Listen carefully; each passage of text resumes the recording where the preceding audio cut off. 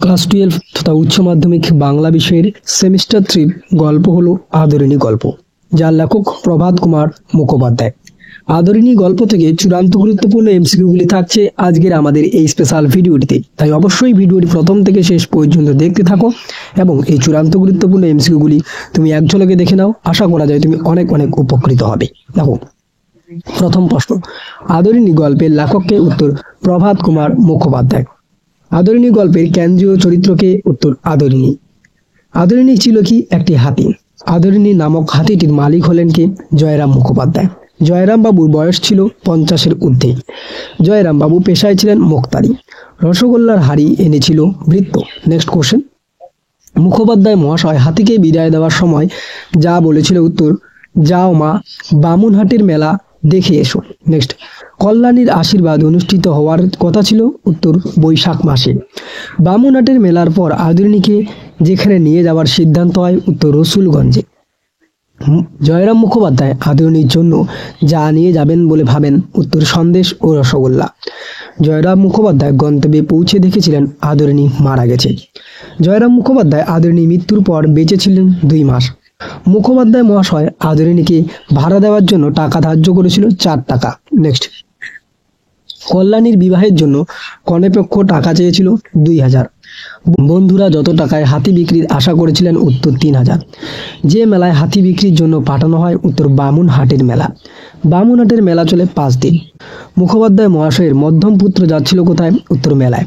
হাতি বিদায় নেওয়ার আগে মুখোপাধ্যায় মহাশয় তাকে যা খাইয়েছিলেন? রসগোল্লা। তাই তো সব মাটি, মন্তব্যটি করেছিলেন নগেন্দ্রবাবু। উমাচরণ লাহিড়ী হাতির দাম চেয়েছিলেন 2000 টাকা। হাতিটির নাম রাখা হয় আদরিণী। নেক্সট কোশ্চেন, গ্রামের কয়েকজন বালক হাতিকে যা বলে উপহাস করেছিল? গোদা পায়ে নাতি। বড় বধূ যা নিয়ে হাতির সামনে এলেন? একটি ঘটিতে জল। বড় বধূ হাতির কপালে যা লাগালেন? তেল ও চুল।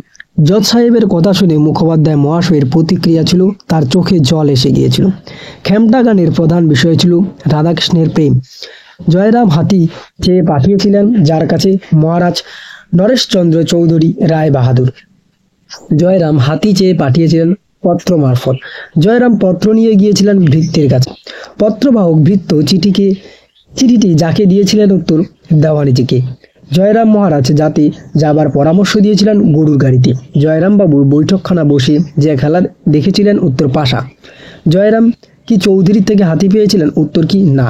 নেক্সট, তাই তো সব মাটি, যা মাটি হয়ে গেছিল? উত্তর, বিয়ে বাড়ি যাওয়া। তখন তার রান্না করতেই হতো নিজেকেই। জয়রাম নিমন্ত্রণ পেয়েছিলেন যার কাছে? উত্তর, নরেশ রায় চৌধুরীর কাছে। নরেশ রায় চৌধুরীর পরিবারের বিবাহ ছিল তার কন্যার। নেক্সট, নরেশ রায় চৌধুরী জমিদার ছিলেন পীরগঞ্জের। জয়রামের সাথে আরও যারা নিমন্ত্রণ পেয়েছিলেন? নগেন ডাক্তার, উকিল কুঞ্জবাবু। যাবার তো খুব ইচ্ছে, যার ইচ্ছের কথা বলা হয়েছে নগেন্দ্র ডাক্তারের। যাবার তো খুব ইচ্ছে, যেখানে যাবার ইচ্ছে? উত্তর, পীরগঞ্জের বিয়েতে। বিয়ে উপলক্ষে বাই আসবে যেখান থেকে? উত্তর, বেনারস থেকে। বিয়ে উপলক্ষে খেমটা আসবে যেখান থেকে? উত্তর, কলকাতা থেকে। নেক্সট, নগেন বাবু পেশা ছিল ডাক্তারি। কুঞ্জবিহারী বাবুর পেশায় ছিলেন উকিল। মেজ বাবু হলেন জমিদার নরেশ রায় চৌধুরী। জয়রামের আদি নিবাস ছিল যশোর জেলায়। জয়রামের বর্তমান নিবাস এপার বাংলায়। জয়রাম প্রথম অবস্থায় ছিলেন গরিব। নেক্সট কোশ্চেন, প্রথম অবস্থায় জয়রামের সম্বল ছিল 1 ক্যাম্বিসের ব্যাগ এবং একটি পিতলের ছটি। তিনি বাসা ভাড়া নিয়েছিলেন মাসিক 13 সিকিটে। জয়রাম বাবুর হৃদয় ছিল কোমল ও স্নেহপ্রবণ। জয়রাম বাবুর মেজাজ ছিল রুক্ষ। যৌবনে জয়রাম বাবু ছিলেন বদরাগী। হাকিমেরা অবিচার করলে জয়রাম বাবু যা করতেন? উত্তর, চেঁচামেচি। গরিব মানুষের মোকদ্দম জয়রাম লড়তেন বিনা মাসুলে। সর্বশেষ প্রশ্ন থাকছে শিক্ষার্থী বন্ধুরা, গরিব মানুষের মোকদ্দম চলাতে জয়রাম ব্যয় করতেন নিজের অর্থ।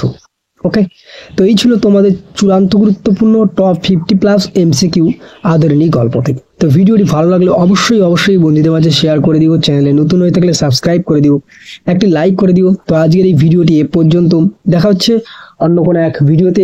ইতিমধ্যে আমরা একাধিক গল্প, কবিতা এবং বিভিন্ন বিষয়ের নোটস প্রোভাইড করেছি। সেগুলি না দেখে থাকলে অবশ্যই আমাদের প্লেলিস্টে গিয়ে অথবা ডিসক্রিপশন বক্সে লিঙ্কে ক্লিক করে দেখে নিতে পারো। তো আজকের এই ভিডিওটি এ পর্যন্ত, দেখা হচ্ছে খুব শীঘ্রই পরবর্তী কোনো এক ভিডিওতে।